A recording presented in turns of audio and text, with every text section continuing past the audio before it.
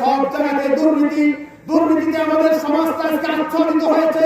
দুর্নীতির এই সমাজকে যদি দুর্নীতি মুক্ত সমাজ করতে হয়, ইনসাফ ভিত্তিক সমাজ কায়েম করতে হয়, একমাত্র কোরআনী শাসনই করতে পারে দুর্নীতি এবং ভেজাল মুক্ত সমাজ কায়েম করতে। রমজান মাস আত্মত্যাগের মাস, তাকওয়া অর্জনের মাস। তাকওয়া অর্জনের মাধ্যমে আমাদেরকে এই সিদ্ধান্ত নিতে হবে, যতক্ষণ না বাংলাদেশে কোরআনের আইন চালু হয় ততক্ষণ পর্যন্ত আমরা আমাদের সংগ্রাম চালিয়ে যাব। এই সংগ্রামের কাফেলার নাম হলো বাংলাদেশ জামাত ইসলামী। এই সংগ্রাম করতে গিয়ে জামাত ইসলামীর আমির মাওলানা মতিউর রহমান নিজামীকে ফাঁসি দিয়ে ঝুলিয়ে হত্যা করা হয়েছে। মাওলানা দেওয়ার হোসেন সাইদিকে নাহকভাবে খুন করা হয়েছে। খুন হয়েছে কিন্তু তারা আপোষ করেনি। কোরআনী শাসন কায়েমের জন্য তারা রক্ত দিয়েছে। বাংলাদেশ রক্তে গড়া এই স্বাধীনতাকে আমাদের অর্থবহ করে তুলতে হবে। রমজান মাসে আল্লাহ তাআলা মানুষের হিদায়াতের জন্য কোরআন নাযিল করেছেন, সমৃদ্ধ বাংলাদেশ গঠনের জন্য কোরআন নাযিল করেছেন। আমরা কি সেই কোরআনী সমাজ গঠন করতে চাই? আমাদেরকে সকল মতবাদকে ছুঁড়ে ফেলে দিয়ে একমাত্র কোরআনী মতবাদ, একমাত্র ইসলামী মতবাদকে আমাদের গ্রহণ করতে হবে। আমাদের কথা হবে, স্লোগান হবে, কোরআন পড়ুন, কোরআন বুঝুন, আল কোরআনের সমাজ গড়ুন। এই রকমের স্লোগান যদি আমরা দিতে পারি, আমাদেরকে সকল জাতীয়তাবাদ, ধর্মনিরপেক্ষতাবাদ সহ সকল মতবাদকে খান করে দিয়ে একমাত্র ইসলামী মতবাদ প্রতিষ্ঠার জন্য আমাদের জান এবং মালকে নিয়োগ করতে হবে। আমরা পারবো ইনশাআল্লাহ। আমাদের ঠিক থাকে, সাক্ষী থাকুন, রোজা রেখে বলে যাচ্ছি, আগামীর বাংলাদেশ হবে কোরআনের বাংলাদেশ, হবে কোরআনের পার্লামেন্ট, আগামীর বাংলাদেশ হবে ইসলামী বাংলাদেশ। আজকে এই মাহফিল, ইফতার মাহফিলের সম্মানিত সভাপতি, আজকে এই মাহফিলে বিশেষ অতিথি উপস্থিত আছেন বাংলাদেশ জামাত ইসলামী চারকোনা উপজেলা শাখার সম্মানিত আমির জনাব মাস্টার মাওলানা শেখ হাফিজুর রহমান, অন্যান্য দায়িত্বশীল এবং ওলামায়ে কিরাম, সম্মানিত রোজাদার ভাইয়েরা, আল্লাহ শুকরিয়া যে রহমত, মাগফিরাত, নাজাতের মাস রমজানুল মুবারকের এই মাহেন্দ্রক্ষণে ইত্যাদি কিছুক্ষণ পূর্বে আমরা এই মহতি মাহফিলে হাজির হতে পেরেছি। আলহামদুলিল্লাহ। আল্লাহ তাআলা কোরআনুল কারীমের মধ্যে ইরশাদ করেছেন, হে ইমানদারগণ, আমি তোমাদের উপর রোজাকে ফরজ করে দিয়েছি যেমন ফরজ করেছিলাম অন্যান্য নবীদের উম্মতের উপরে। অন্যান্য নবীদের উম্মত এবং তোমাদের সকলের প্রতি রোজা ফরজ করার উদ্দেশ্য হলো লাআল্লাকুম তাত্তাকুন, যেন তোমরা তাকওয়া নীতি অর্থাৎ আল্লাহ তাআলার ভীতি এবং প্রীতি তোমরা অর্জন করতে পারো।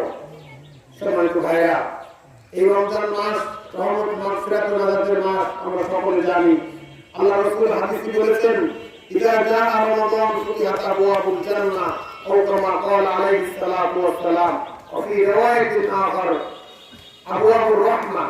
রাসূল বলেছেন, যখন রমজান মাস এসে যায় তখন আসমান এবং রহমতের দরজাসমূহকে খুলে দেওয়া হয়। সুবহানাল্লাহ।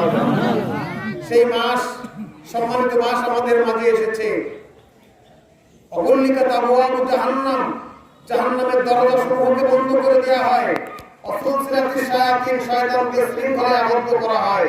সেই রমজানুল মুবারক আমাদের মাঝে এসেছে। আমরা অভিযানের মতো সমস্ত মুসলমান রোজা রেখে অর্থাৎ সিয়াম সাধনা তথা খানা পিনা সহ যৌন সম্ভব পরিহার করে আমরা সবাই আল্লাহর উদ্দেশ্যে, আল্লাহর হুকুমের উপর আমরা ভরসা করে না খেয়ে আমরা দিনাতিপাত করছি। ততক্ষণ পর্যন্ত আল্লাহর হুকুম না হবে ততক্ষণ পর্যন্ত আমরা ইফতার করবো না। এটা না, রমজান হলো তাকওয়া অর্জনের একটি মাস। এই তাকওয়াটা শুধু ব্যক্তি না, গোটা সমাজের সমস্ত মানুষ যারা তাকওয়া অর্জন করতে পারে, এই জন্য সমস্ত মানুষগুলো একই হুকুম একই সময় থেকে শুরু করে একই সময় যায় আবার ইফতার করে। একেবারে সেই মিন তুলুইল ফাজর, ফজর উদিত হওয়ার সময় থেকে শুরু করে ইলা গুরুবিশ শামস, সূর্যাস্ত পর্যন্ত, সুম্মা তিমুস সিয়ামা ইলাল লাইল, রাত্রি পর্যন্ত অপেক্ষা করে যখন আল্লাহ তাআলার হুকুম আসে তখন আমরা সবাই ইফতার করি। এটা একটা মহড়ার মতো। সমস্ত মানুষগুলো, মুসলমানগুলো না খেয়ে আল্লাহর হুকুমের অপেক্ষায় থাকে কখন সেই সূর্য অস্ত যাবে আর পানাহারের সুযোগ আসবে, সেই অপেক্ষায় থাকে। এই রোজার মধ্য দিয়ে আমরা অনেক জিনিস অনুমান করি, আমরা অনুভব করি। একটা জিনিস হলো সারাটি মাস রোজা রেখে আমরা এই শিক্ষাটা অর্জন করি যে সমস্ত মানুষরা সারা জীবন এরকম না খেয়ে থাকে, তারা ভিক্ষার ঝুড়ি নিয়ে দাঁড়া দাঁড়ে ঘুরে বেড়ায়, তারা কত ক্ষুধার কষ্টে থাকে। আমরা রোজাবরত অবস্থায় সেই জিনিসটা হাড়ে হাড়ে টের পাই যে ক্ষুধার কষ্টটা কি। আমার ঘরে খাবার আছে, আমার ঘরে পানিও আছে, কিন্তু আমি না খেয়ে আমি সেই তপস্যার মাধ্যমে সেই জিনিসটা অনুভব করতে পারি। পাশাপাশি তাকওয়ার সমাজ কিভাবে নির্মাণ হবে এই রোজার মধ্য দিয়ে মুসলমানগণ সেই মহড়া দিয়ে থাকে। হালাল খাবারগুলো সব আমার জন্য হারাম হয়ে যায়। হালাল খাবারগুলো কি হয়ে যাচ্ছে? হালাল পানিটা পান করার সুযোগ থাকে, গোসলের সময় ডুব দিয়ে পানি খাওয়ার সুযোগ, ঘরের মধ্যে যে ফ্রিজের বোতলের পানি খাওয়ার সুযোগ, কিন্তু আমরা খেলাম না। এটা আমাদেরকে শিক্ষা দেওয়া হলো যে তোমাদের জন্য হালাল কাজগুলো সাময়িকভাবে আমি আল্লাহ তাআলা হারাম করেছিলাম, তোমরা পাস করলে, কিন্তু আমার যে স্থায়ী হারামগুলো আছে এই হারামগুলো তোমরা হারামকে হারাম তোমরা মনে করতে পারলে কিনা।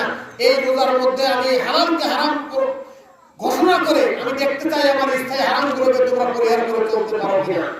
এটাই তাকওয়ার একটি বড় শিক্ষা। এই রমজান মাসে এই রোজারত অবস্থায় কোরআনকে আল্লাহ তাআলা নাযিল করেছেন।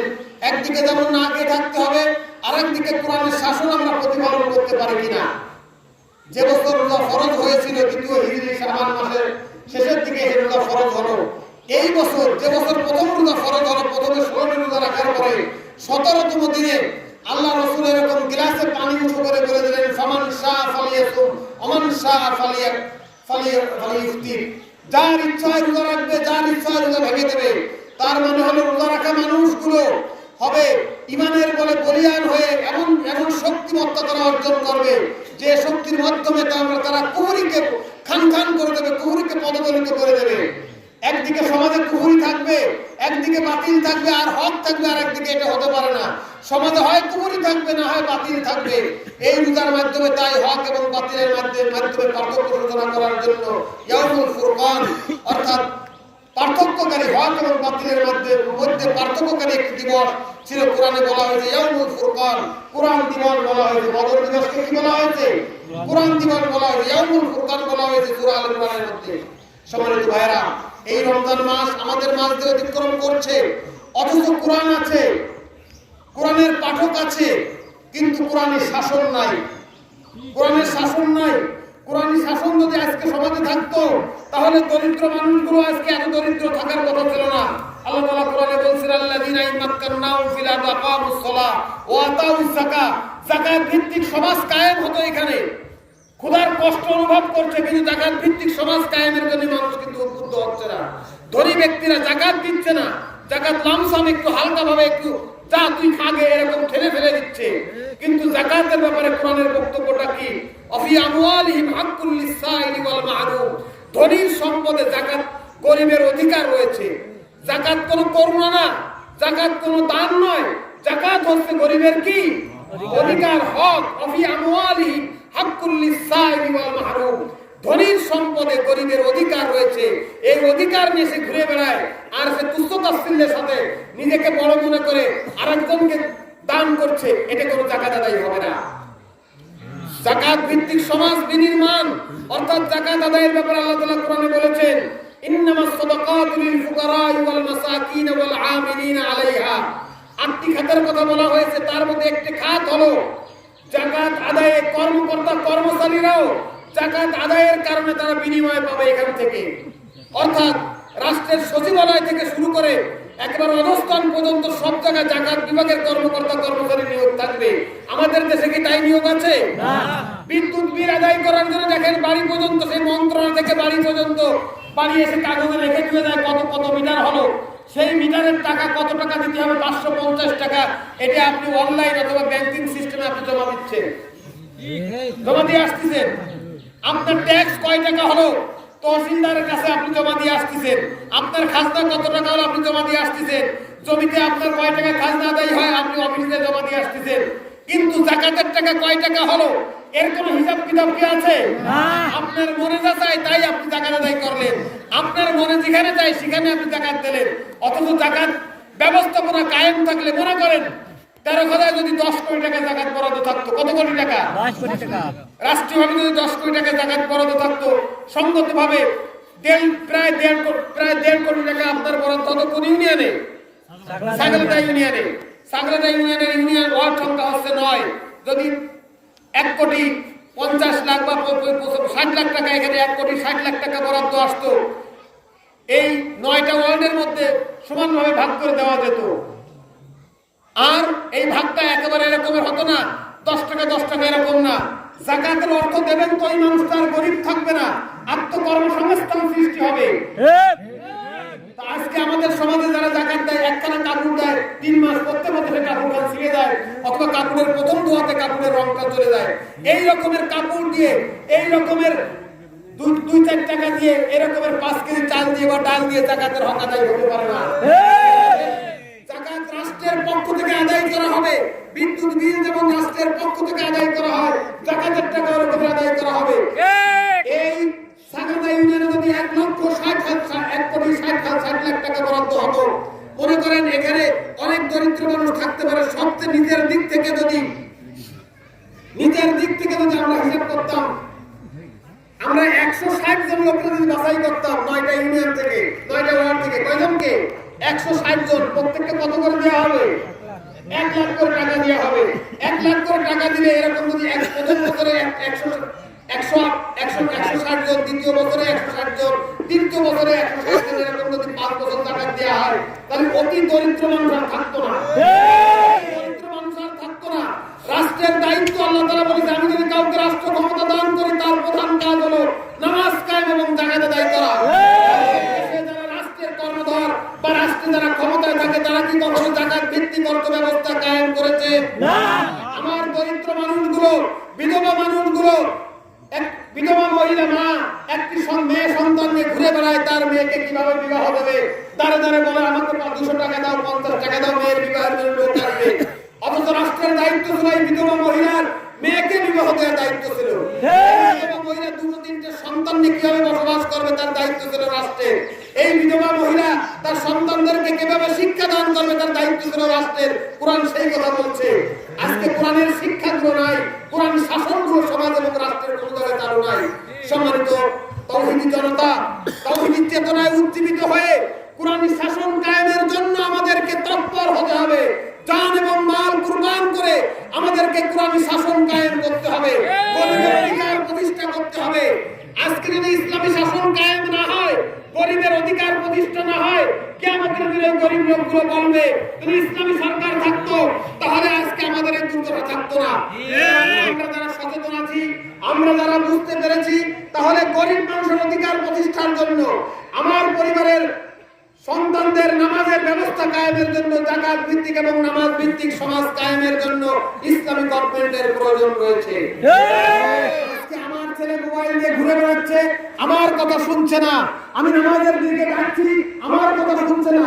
রাষ্ট্র ব্যবস্থা যদি ইসলাম কায়েম হতো, নামাজ আযানের সঙ্গে সঙ্গে প্রাপ্তবয়স্ক প্রত্যেকটা নাগরিক করে প্রত্যেকটা পুরুষ ছেলে মসজিদে চলে আসতো। আজান মসজিদের মিনারে যখন আজান হয়, প্রাপ্তবয়স্ক সকল মুসলমান কি মসজিদে যায়? তাহলে এমন একটি সরকারকে আমরা চাই না। আজানের সঙ্গে সঙ্গে মসজিদে সমস্ত মানুষগুলো হুড়মুড় করে মসজিদে চলে আসবে। আল্লাহু আকবার, নারায়ে তাকবীর, আল্লাহু আকবার, কোরআনের আলো, সংসদের আলো, কোরআনের আলো, সংসদের আলো। বাংলাদেশ জামাত ইসলামী এমন একটি সরকার কায়েম করতে চায়, যে সরকার আজানের সঙ্গে সঙ্গে তার নাগরিকদেরকে মসজিদে হাজির করতে চায়।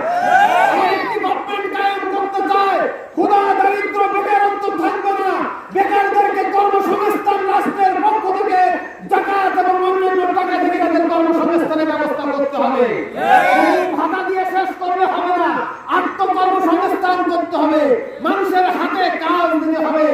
আল্লাহ তাআলা মানুষকে একটা মুখ দিয়েছে, কিন্তু আল্লাহ তাআলা মানুষকে ইনকামের জন্য হাত দিয়েছে। কর্মের ব্যবস্থা করার দায়িত্ব ছিল রাষ্ট্রের। আজকে শিক্ষিত বেকারের ঘরে দেশ আজকে নিয়ে পড়ছে, চুরি ডাকাতি চলছে। আজকে যারা জাকাত দেয় তারা আবার ওজনে কম দেয়, ব্যবসায়ীরা ওজনে কম দেয়। যারা জাকাত দেয় তারা আবার মজুরদারি করে, যারা জাকাত দেয় তারা আবার কি করে, ওজনে কম দান করে। সুতরাং এরকম জাকাত দেয়া কি কোনো মানুষ হতে পারে? আমি যখন জাকাতি দেব, আল্লাহর হক বান্দার হক যখন আমি আদায় করবো, ওজনে আমি কম দান করবো না, মজুরদারি করবো না, ভেজাল মাল আমি বিক্রি করবো না। সম্মানিত ভাইরা, আমাদের সমাজের সব জায়গাতে দুর্নীতিতে আমাদের সমাজটা আজকে আচ্ছাদিত হয়েছে। দুর্নীতির এই সমাজকে যদি দুর্নীতি মুক্ত সমাজ করতে হয়, ইনসাফ ভিত্তিক সমাজ কায়েম করতে হয়, একমাত্র কোরআনী শাসনই করতে পারে দুর্নীতি এবং ভেজাল মুক্ত সমাজ কায়েম করতে। রমজান মাস আত্মত্যাগের মাস, তাকওয়া অর্জনের মাস। তাকওয়া অর্জনের মাধ্যমে আমাদেরকে এই সিদ্ধান্ত নিতে হবে, যতক্ষণ না বাংলাদেশে কোরআনের আইন চালু হয় ততক্ষণ পর্যন্ত আমরা আমাদের সংগ্রাম চালিয়ে যাব। এই সংগ্রামের কাফেলার নাম হলো বাংলাদেশ জামাত ইসলামী। এই সংগ্রাম করতে গিয়ে জামাত ইসলামীর আমির মাওলানা মতিউর রহমান নিজামীকে ফাঁসি দিয়ে ঝুলিয়ে হত্যা করা হয়েছে। মাওলানা দেওয়ার হোসেন সাইদিকে নাহকভাবে খুন করা হয়েছে। খুন হয়েছে কিন্তু তারা আপোষ করেনি। কোরআনী শাসন কায়েমের জন্য তারা রক্ত দিয়েছে। বাংলাদেশ রক্তে গড়া এই স্বাধীনতাকে আমাদের অর্থবহ করে তুলতে হবে।